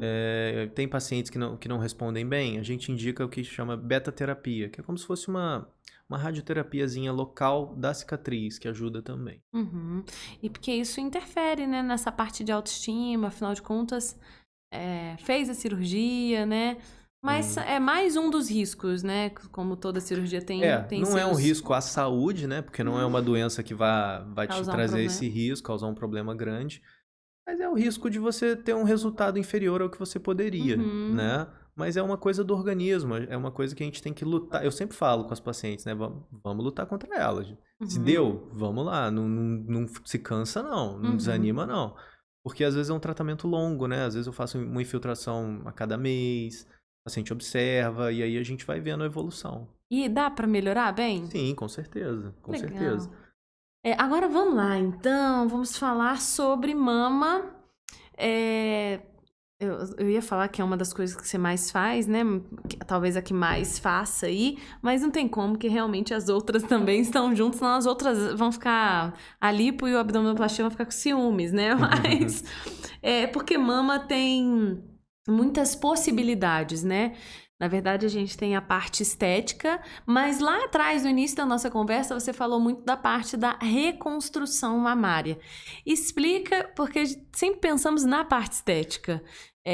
Apesar de estar em alta, de ser também bem evidenciada a parte dessa reconstrução, dessa parte que é estética também, mas envolve uma questão de saúde, né? Enfim, às vezes uma paciente que passou por um câncer, então acho que tem muito mais história talvez envolvida. Como que é esse seu trabalho nesse sentido? Eu falo que assim, essa paciente que passou por essa história toda, desde o diagnóstico do câncer de mama, da descoberta da doença, é uma paciente que tem uma história completamente diferente da paciente da estética, né? Cada uma com o seu problema, mas eu adoro essa parte reparadora. Não que eu não goste da parte estética, tá? Mas é uma paciente que ela precisa muito, ela já sofreu muito, sabe? Passou por muita coisa, às vezes perdeu o cabelo, enfim, né? Teve tratamento antes. Como que funciona a reconstrução de mama? A paciente, vamos dizer assim, ela fez a mastectomia, hoje não tem a mama de um lado, né? Vamos dizer assim. Eu sempre explico para as pacientes, né? A reconstrução de mama, ela nunca é uma cirurgia só, né? Eu sempre falo que são no mínimo 3 etapas, tá? Por quê? A primeira, a gente vai volumizar. É como se fosse dar uma massa bruta para a região, sabe? Depois, a gente vai equilibrar o outro lado nesse volume. E por último, dar, vamos dizer assim, uns retoques, né? Mais contorno, mais equilíbrio, né, mais igualdade não é um termo que eu gosto de usar, né? Porque Mas são 3 mais cirurgias, equilibrado. pelo menos, é isso? Sim, sim. Sendo a primeira maior e as outras duas menores, vamos dizer assim. Essa primeira, quando você fala de volumizar, como que é isso, assim? É buscar essa pele, enfim. Uma das cirurgias que eu mais faço a gente faz um que a gente chama de retalho, né? O que isso quer dizer? Eu vou pegar um músculo das costas, fazer um túnelzinho na axila, e aí jogar esse músculo aqui pra frente pra me dar pele e colocar uma prótese por baixo desse músculo. Entendeu? Então, assim, ali a gente já começa a fazer um equilíbrio, vamos dizer assim, no volume dos dois lados, né? Uhum. E aí a gente observa 4 a 6 meses para ver como que tudo cicatrizou, qual o volume que tá, e aí a gente equilibra a outra mama, né? Para poder ter essa nova mama reconstruída como um padrão para a mama ao lado, a mama que a paciente já tinha, para poder simetrizar. Então, às vezes diminui um pouquinho a outra. É isso? Sim, ou Seria aumenta. isso? Olha. Ou aumenta, depende. Às vezes ela tem uma mama pequena, entendeu? Ah, entendi. Pra ficar. Nesse caso, realmente nunca é receitinha de bolo. Nunca é receitinha de bolo. Cada caso é um caso. Então, são 3 etapas, sendo a primeira que você disse a maior por ser mais delicadinha. Sim, sim. E aí tem Cirurgia esse, mais longa, 3 horas e meia, 4 horas. e aí tem esse intervalo de 4 a 6 meses para observar tudo isso. E mais Isso, essas 2 etapas. isso. Essas cirurgias você realiza aqui em Volta Redonda também? E recentemente eu fiz Tem uma paciente que eu fiz as 3 etapas, Ah, né? que legal. Acompanhou Entendeu? tudo. Isso. Aí ela fez a última agora, né? Que foi basicamente corrigir algumas cicatrizes e enxertar gordura. Coletei gordura do abdômen dela. Ainda tirou do abdômen, ó, que beleza. Ela Né? falou a mesma coisa. A gente pensa nisso, lógico, né? E aí eu usei essa gordura para poder equilibrar os volumes, né? Às vezes alguma região que tava um pouquinho mais, outra menos, enfim, tá super feliz. Como que é, doutor? Assim, você já deu spoiler, né? Falando que realmente é diferente só da parte estética, porque existe, como eu falei, ali, muita história, né? Mais história envolvida, Eu acho que né? tem mais história, eu acho que é isso que é a palavra. Existe algum... Há quanto tempo você faz esse tipo de cirurgia especificamente?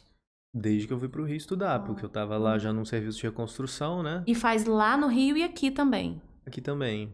É uma cirurgia que é muito difícil vir no particular, né? Porque a paciente geralmente tá no plano de saúde, né? Então, aqui no início, quando eu voltei, era muito mais particular. Então eu falei, poxa, aqui eu não vou conseguir operar essa cirurgia que eu gosto tanto, né? Eu quero fazer mais. Então aí acaba que hoje eu consigo trabalhar com essas pacientes. Existe algum caso que te marcou, assim, que você lembra, né, como foi bom acompanhar, né? Acredito que é quando você acompanha realmente do início, vai pegando, mas existe algum que você pode destacar aqui pra gente? Sim, eu acho que foi o meu primeiro caso que eu fiz essa cirurgia, né? Foi em 2013, né? Eu ainda como residente lá no Rio. E foi muito, assim, foi muito emocionante pra mim, porque era uma cirurgia que eu tava com essa noção, sabe? Do que eu tava aprendendo a fazer, né? Claro, a gente quando tá aprendendo cirurgia, a gente sempre tá com o nosso professor do lado. Então a gente vai fazendo. Eu sempre comparo, é como se você estivesse aprendendo a dirigir. Sempre tem um instrutor do seu lado, mas você tá dirigindo, mas tem alguém ali, ó, faz isso, faz aquilo. Então, é muito parecido, tá? Quando você tá aprendendo a operar. E quando eu finalizei essa primeira, ela continuou comigo, né? Eu tomei conta dela, né? No pós-operatório dela, da segunda e terceira etapa. Finalizar esse primeiro caso com um resultado que eu considerei excelente, foi muito gratificante. Foi muito, assim, eu falei, gente, eu tô aprendendo uma coisa aqui que não tem palavra pra explicar, sabe? Eu falei, eu acho que isso aqui ajuda muita gente. E ajuda pra amanhã, sabe? eu aprender isso aqui, eu consigo fazer muita coisa, sabe? Então foi muito gratificante esse primeiro caso. A família ficou muito próxima de mim, né? Essa família, então foi um caso bem legal, assim. Você transforma mesmo a vida, a autoestima daquela pessoa, né? Você Sim. consegue, acredito que você deve conseguir perceber isso claramente já na primeira E acaba etapa. que você fica muito próximo da família, né? Um contato também muito legal, assim, né? Porque são no mínimo 3 cirurgias, então vocês estão juntos ali por muito tempo, né? É diferente, às vezes você faz um abdômen, a paciente tem a alta, claro, mas não é um contato contínuo como dessas pacientes. Você acompanha, né, toda essa transformação. Sim. Imagino mesmo quão gratificante para você e quanta gratidão desses pacientes também, né, por ter o resgate dessa autoestima. Com certeza. Existe algum outro caso, não necessariamente da mama, mas que você também pode pontuar pra gente, assim, que foi algo que às vezes nem é tão positivo, mas que serve de impacto, ou positivo mesmo, dentro de alguma outra cirurgia? São muitas, né, doutor? Então... Assim, eu acho que nessa questão toda das cirurgias, né? Eu acho que eu sempre sinto muito calor no coração, assim, hoje a rede social, ela proporciona pra gente muito feedback. E por incrível que pareça, isso dá um gás. Isso dá um gás muito grande. Sabe? A pessoa vê ali, poxa, tava na lona, operei, poxa, foi muito legal, sabe? Sou muito grata, enfim. Então, assim, são histórias excelentes, sabe? Então... Seria injusto separar uma só. Imagino, né? São tantos anos aí. Faltou alguma coisa que você acha que a gente possa falar sobre mama? Porque, na verdade, a gente... Faltou, né? Novamente, né? Respondendo, eu já respondo. Mas é porque a gente falou mais sobre essa parte da reconstrução mamária, mas existe o lado da parte estética, que também é uma procura muito grande, né? Sim, sim. Cirurgias que eu tenho enorme prazer também de fazer. Hoje, eu acho que a rede social difundiu, né? Existe um grupo muito forte que está nascendo sem querer a prótese, né? Usando, às vezes, a própria gordura, né? Eu acho que você consegue agradar a todos ali, entendeu? A prótese, vamos falar um pouquinho disso, né? Ela tem validade?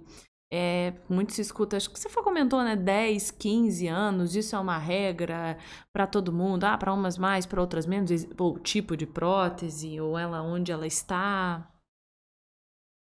Olha, a questão da validade, né? O paciente pergunta muito isso, né?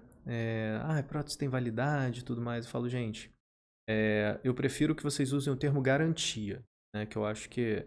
E assim, qualquer problema que a prótese tenha, né? Tem prótese que tem garantia de 10, tem prótese que tem garantia de 15 anos, a depender do modelo que você escolheu, né? Se qualquer problema ali, a empresa vai te dar uma prótese nova, né? Então eu não diria garantia, validade, eu diria garantia, né? Mas eu conheço pacientes aí que acompanha comigo 22 anos de prótese e tá super bem, não precisa operar. Você só vai operar se você tiver algum problema, se não tiver, a vida vai seguindo, ou se for o seu desejo, por exemplo. Eu sempre brinco também no consultório que eu falo, gente, vocês estão operando aqui com 30, 40 anos, essa prótese não vai chegar apontando pro céu até os 90 não, viu? A própria prótese já. Um dia a mama vai ceder de novo, entendeu? O nosso colágeno vai perdendo qualidade, a pele vai tendo uma nova flacidez. Claro que se você não oscilar o peso, o seu resultado vai durar muito mais tempo, né? Isso é fundamental. Mas assim, acaba que as pacientes operam aí de 10 em 10 anos em média, assim. Algumas mais, outras menos, por desejo pessoal. Geralmente são pessoas que gostam de se sentir bem. Se às vezes teve uma queda de novo, ela vai operar pelo mesmo motivo que ela operou a primeira vez. Ela não tá feliz com aquilo. Ela vai pra melhorar, ou pra aumentar. E aproveita e troca. Uhum. Ela aproveita e troca, porque senão daqui a poucos anos vai acontecer algum problema com a prótese. E que problema que pode acontecer? O principal que a gente chama é o que a gente chama de contratura, tá? Quando a prótese entra no nosso corpo, o nosso corpo é sábio. Ele isola essa prótese e cria uma cápsula ao redor dela. Nada entra, nada sai. essa cápsula pode chegar um momento que ela começa a apertar a sua prótese. Só que aí você pensa, vai apertar a prótese, tá tudo bem. O problema é que às vezes pode te gerar um pouquinho de dor. Ela não pode furar a prótese, não. Não vai, não vazar, não. Não, a contratura não vai esmagar ela nesse só ponto. machuca mesmo, assim, incomoda. Aí essa dor vai meio que aumentando, aí já tá indicado você operar por contratura. A empresa vai te dar uma prótese nova. Essa questão da garantia é legal porque realmente ela é um produto, né? É um produto. Então a gente deveria tratar realmente como uma garantia daquilo, como vários produtos, né? Com as suas garantias aí. Sim. É importante a qualidade daquilo, né? A escolha. E aí a gente tem no mercado tantas marcas. A gente não vai fazer propaganda pra marca, porque a marca não tá precisando de propaganda, né? Mas se quiser patrocinar o doutor... Brincadeira. O Dr. Cast, brincadeira séria, né? Agora, doutor, pode amamentar com... Coloquei silicone, enfim, posso amamentar, não posso, não vou pôr, porque depois vai dar problema. Foi uma pergunta que eu respondi mês passado nos stories. Aí eu respondi, aí veio uma outra paciente no direct assim... Eu sou prova viva que amamenta. Já operei 2 vezes com você, com seu pai, e tô amamentando. Então, assim, aí eu brinquei com ela. Falei, eu posso compartilhar o seu depoimento? Ela pode. Então, assim... Depende. Depende do tipo de técnica que foi usada para suspender a sua mama, né? Tem casos que são mais dramáticos, vamos dizer assim. No popular, quanto mais queda, mais manobra eu tenho que fazer com a sua mama para ela voltar para a posição. Entendeu? Então tem mamas que a gente opera que às vezes literalmente a areola tá no umbigo. Então assim, existem técnicas de mamoplastia que vão fazer você ter uma chance quase zero de amamentar. Mas fica tranquila que é menos 1%. Assim, é muito minoria, entendeu? É possível ainda, né?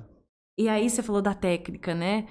Por cima, por baixo do músculo, tem isso também, Pergunta né? super comum também. Como que é? O que é melhor? O que dói menos? Enfim. Então assim, eu acho que como tudo depende. Que dura mais, né? Também tem isso. Eu hoje coloco embaixo do músculo mais ou menos aí 10% dos casos, tá?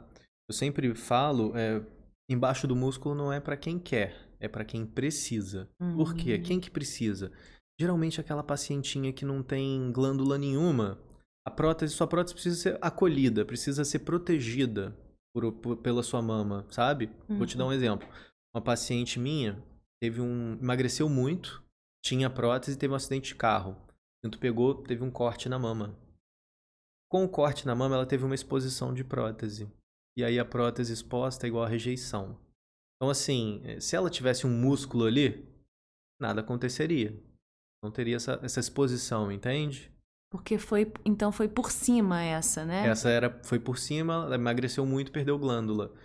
Então, assim, geralmente as pacientes muito magrinhas a gente usa o músculo, entendeu? Porque o músculo, pouca gente sabe disso, né? O pessoal comenta que, embaixo do músculo nunca mais vai cair. É verdade, nunca mais vai cair. Só que a sua mama cai por cima dela. Então, é o que a gente chama na medicina, pesquisem aí no Google depois, sinal de dupla bolha na mama, de prótese de mama, né? Porque fica a bola da prótese aqui super bonita no colo. Mas a pele... Sua areola tá lá embaixo. Ai, Jesus. Vira bizarrice. Então, o paciente não suporta a dupla bolha, entendeu? Mas isso, como que faz pra reverter? Aí tira a pele, excesso de pele e volta... Você pode fazer 2 coisas. Né? Você pode, nesse caso, suspender tirando o excesso de pele, deixando a prótese quietinha debaixo do músculo, ou trazer essa prótese para cima do músculo de novo, caso a paciente tenha tomado trauma disso. Fiz vários casos revertendo isso. Existiu uma tendência ali por volta de 2007, 2008 de prótese debaixo do músculo. Foi um boom danado. Eu lembro meu pai comentando isso, falou, poxa, não gosto disso, mas o paciente está tudo pedindo.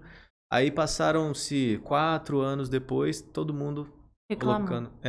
Porque na hora que caía muito feia, muita bizarrice. É mesmo? Dupla bolha é o nome, né, gente? Dupla bolha na prótese de mama. No Google tem, facinho. Pra gente pesquisar pra ver. Então, na verdade, depende do que é indicado, é isso? Exato, assim. Resumindo, paciente muito magrinha, quer colocar prótese, usa o músculo, porque aí você precisa dessa proteção, ponto. Tá? Fora isso, dá pra... Se você tem glândula, coloca acima do músculo e seja feliz pra você não ter a dupla bolha, entendeu? Uhum. Dupla bolha é bem desagradável. Eu não acho. Esteticamente e trabalhoso É. pra reverter, né? Também. Trabalhoso eu não digo, assim, nem é tão trabalhoso assim. Mas fica Mas muito feio. para você como paciente é muito chato, né? Uhum. Poxa, você operou, dedicou financeiro, dedicou um pós-operatório pra, às vezes, 3, 4 anos, você tá horrorizada com a dupla bolha? Não é legal isso. Não, O nem. resultado tem que ser de médio e longo prazo, Uhum. né? Pelo menos a gente tenta pra todo mundo isso. Uhum. Nossa, quanta coisa, hein, gente? Quantos aprendizados nunca ouvi. Vou correr aqui no Google para essa dupla bolha. Agora, doutor, então, conseguimos falar um pouquinho sobre os nichos que você atua, né? Claro que muito a gente podia continuar falando aqui desses assuntos, tanto, imagino, tem tantos questionamentos que você recebe, você falou, na própria rede social e também no consultório, há muito assunto, mas eu sempre gosto de fazer uma perguntinha aqui no final, quem é o doutor sem o doutor na frente, né? O doutor Tiago Hayashi. Tiago, né? Tiago, vamos lá, o Tiago. O que o Tiago gosta de fazer nas horas vagas? Não me venha, gosto de estudar. Não tem como, né? Porque tem que ficar estudando, eu sei, né? A gente brinca assim, mas não é inviável, ainda mais sendo professor. Mas quais são os seus hobbies? Fala um pouquinho da sua família. Porque a gente gosta de ficar com família também, né? No tempo livre. Sim, sim. Eu acho que, falando de família, né? Eu acho que a paternidade me pegou de jeito. É mesmo? Eu achava que eu fosse gostar, mas assim, gostei vezes 1000, assim. Foi muito legal, sabe? O José hoje é um motivo gigante, assim, de falar, gente, nossa, com saudade desse menino, voltar pra casa logo, enfim. A gente é bem unido, sabe? E eu até brinco lá em casa, né? Igual, a gente tá gravando hoje uma sexta, né? Amanhã, sábado, ainda vou operar. Eu falo, domingo ninguém me tira de casa. Eu brinco assim, minha mãe às vezes quer arrumar algum compromisso. Eu falo, mãe, não, me deixa ficar com o José aqui. José tem quantos anos? O José vai fazer 2 anos agora em setembro. 1 ano, tá naquela fase pimentinha, né, doutor? De fala tudo. Tá. Tem que tomar cuidado, né? Às vezes repete, né? Repete tudo, enfim. É uma fase bem gostosa. E o doutor é casado? Sim, minha esposa é Luciana, médica? Cirurgiã também. Plástica também? Ela é geral. Aí, ó, viu? Grande beijo. Um beijo pra Luciana, né? Isso. Doutora Luciana e o José, fofíssimo, né? Pimentinha falador, né? Igual o meu lá, o Pedro, na mesma fase. E todo mundo na cirurgia, então, ali. Será que ele vai ser o filho de médico, o médico também? Vai ter... Acho que vai ter como fugir, olha, não. Eu não tenho perfil de que eu vou forçar nada, não, entendeu? Se a coisa fluir naturalmente, ele tiver o perfil, claro. Vai que pedem receita pra ele também, igual, né? Foi no seu caso, doutor. Pode acontecer. E nas horas vagas, assim, lógico, não me tira de casa, né? Ficar em casa curtindo, brincando. É aquele pai que brinca, senta pra brincar? Sim. Tem que ser, né? Bola pra lá, carrinho pra lá, enfim. Gosto muito. Energia pra cá, energia mais deles, né? Da gente tem que acompanhar. Sim. Mas você soltou aqui nos bastidores, também é um bom leitor, gosta muito de ler, é isso? Gosto. Um hobby aí que veio aí de uns 6 anos pra cá, assim, Antes eu lia muito pouco, assim, eu lia, às vezes, sei lá, um livro por ano, assim, era uma coisa quantidade muito pequena, né, era focado muito mais em livros de medicina. Mas de uns anos pra cá eu vi a importância da gente ter um conhecimento fora da nossa área de atuação também, sabe? Então, hoje eu tento ler muito mais, pelo menos aí de 1 a 2 livros por mês. É uma meta audaciosa, mas... Ousada, né? Tentando. Dando aula, viajando, fazendo as cirurgias, né? Mas ainda incorporando, né? Colocando esse hábito. Qual que é o seu estilo de leitura, doutor? Gosta do quê? Olha, eu sou apaixonado por economia. É mesmo? Não tem nada a ver com a minha área, mas eu sou apaixonado por economia, finanças, investimentos...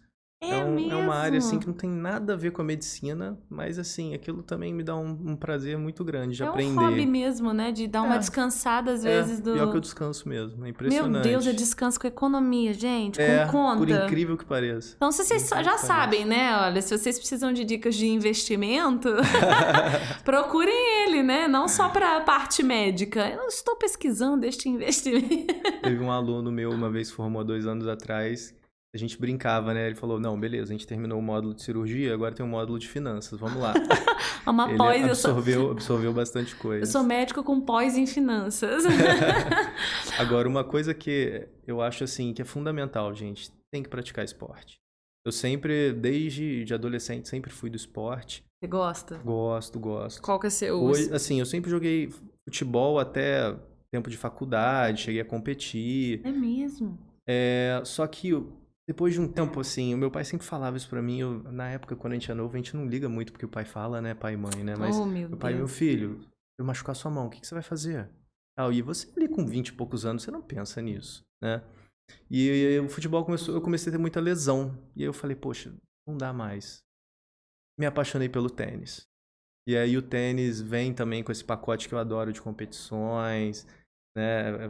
Fui campeão num torneio aqui na cidade em 2018. É mesmo, Sim, foi gente? muito legal, assim, aquela adrenalinazinha de você Você é bem competir. competitivo? Minha esposa fala que sim. Ih, aí, ó, lá, Nesse lá. ponto, sim. Lu, a Luciana gosta também do tênis? Ela pratica também, Pratica, mas assim... mas não tão competitivo. Não. Aí eu faço tudo direitinho, protocolo de nutricionista, de alimentação pré-jogo, o personal ali fazendo um trabalho pré-jogo, eu levo ao É extremo. Caxias ali, ó. Sim, tudo certinho. Mas é Leva ao por isso que extremo. ganhou, né? Leva ao extremo. Quando que Entendeu? vai vir o próximo troféu aí do... Vamos ver, esse ano eu bati na trave, foi até a semifinal. Vamos ver se ano que vem eu consigo trazer um troféu pra casa. Olha, que legal, gente. Vamos acompanhar e vamos torcer, tá bom? Sim, gente, olha, dieta, atividade física, eu acho que, agora falando de uma forma geral, tá?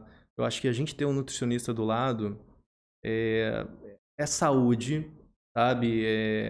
É boa forma também, falando da minha área, mas é fundamental, gente, assim, você ter, assim, a sua evolução ali.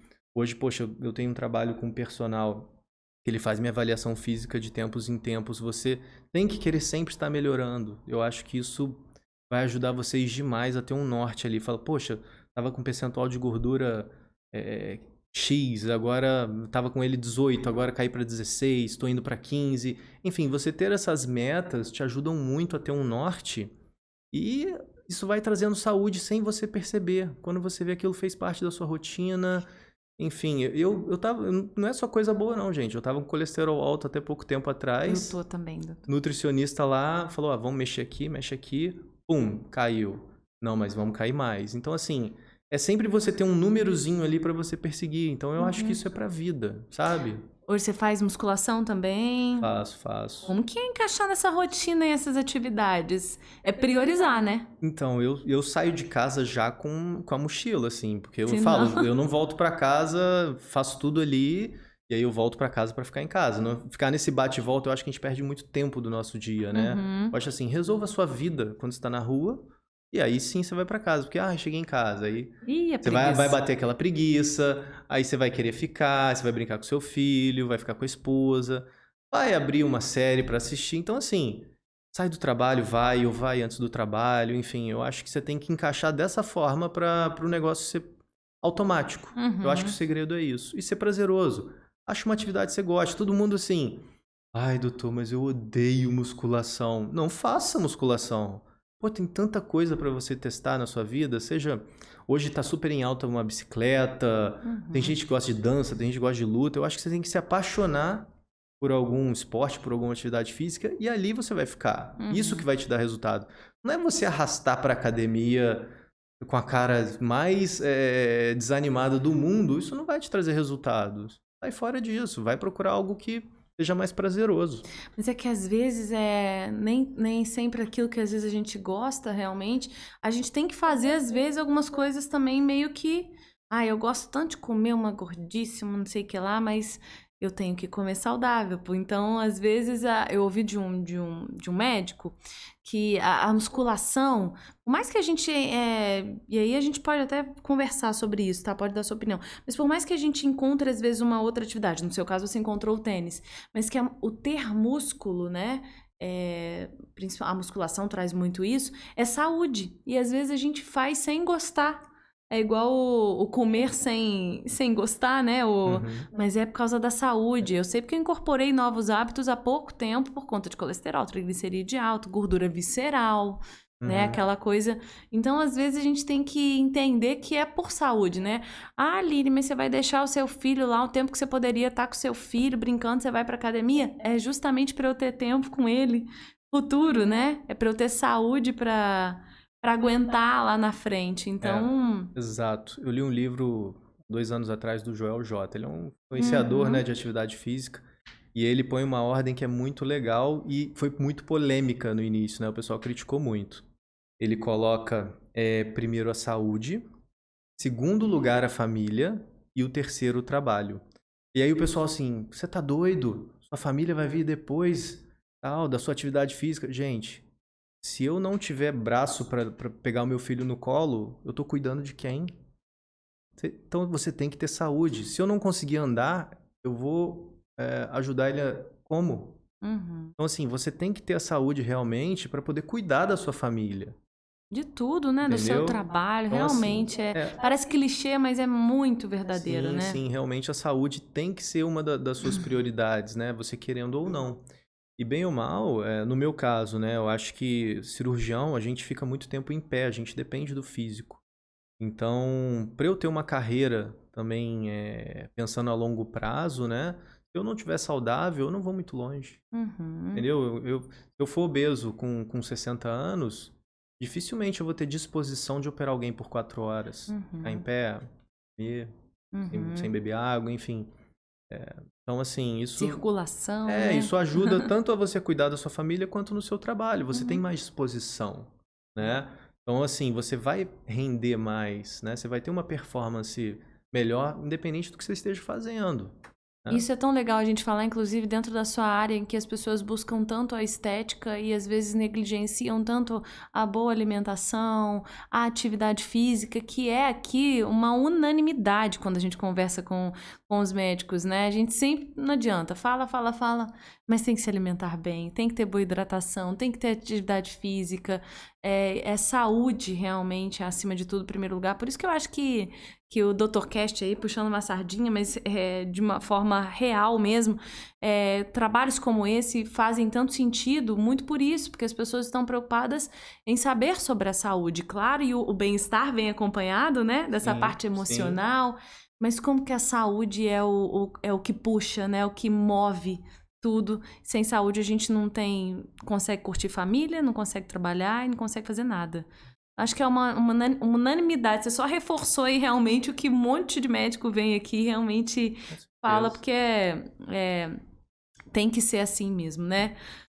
Doutor, falamos, a gente gosta de conversar. Eu sou boa de papo. Aí juntou com você também, a gente falando aí com propriedade do que você vive há tantos anos. Queria muito te agradecer o seu tempo disponível, que eu sei que é difícil no meio da sua agenda. Deixou a doutora, a esposa lá, Lu, um beijo para ela, obrigada. Deixou o José também para estar aqui com a gente com esse tempinho. Priorizou para compartilhar o seu conhecimento, as suas vivências, a sua história, a transformação que você vem trazendo aí para tantas pessoas ao longo desses anos. Muito obrigada, viu? Aline, sem palavras para agradecer aqui, foi muito prazeroso, foi muito leve, né? Eu acho que a iniciativa de vocês é muito boa, né? E ela é única, né? Eu pelo menos, não conheço outra iniciativa parecida com a de vocês. Acho que realmente tem tudo para ajudar muita gente aqui da região, né? Na decisão deles de se cuidar, né? E de ver, às vezes, um programa de vocês, você pode parar a pensar que às vezes pode melhorar muito a vida de uma pessoa a nível de saúde, né? A gente pode parecer bobo, mas não, sabe? Às vezes pode mudar muito para uma pessoa. Então eu acho que eu queria parabenizar vocês aí, a iniciativa da Unimed, né? De ajudar vocês aí nesse projeto. Espero que vocês continuem crescendo cada vez mais. Que bom, obrigada, doutor. O objetivo é esse, é impactar e transformar, compartilhando as histórias aí, os profissionais que nós temos aqui na nossa região tão qualificados. Esperamos, doutora Luciana, Luciana, né? Isso. Lu, pode vir, tá? Compartilhar um pouquinho também. Sei que agora você tá na versão mãe, super te entendo, que puxa muito, né? 1 ano e meio, mas quando quiser. Mais uma vez, doutor, obrigada. Obrigada a todo mundo que acompanhou com a gente, Dr. Cast. Lembrando, sempre reforçando, vou falar sim, para vocês curtirem, seguirem, sinalizarem, né, as nossas notificações, para vocês acompanharem mesmo todo o nosso material, o nosso conteúdo, as nossas entrevistas e, claro, deixar o seu comentário aqui do nosso bate-papo, na íntegra aqui, coloca pra gente o que você quer também, qual especialidade você tem curiosidade, quais são as suas dúvidas e perguntas, a gente tá de olho em tudo, tá? Obrigada mais uma vez, nossa patrocinadora oficial, Unimed Volta Redonda. Lembrando, o Dr. Cast é uma realização de Ponto de Saúde e Amplia Med e apoio Falo Mesmo Comunicação. Bom demais, obrigada, tchau, gente!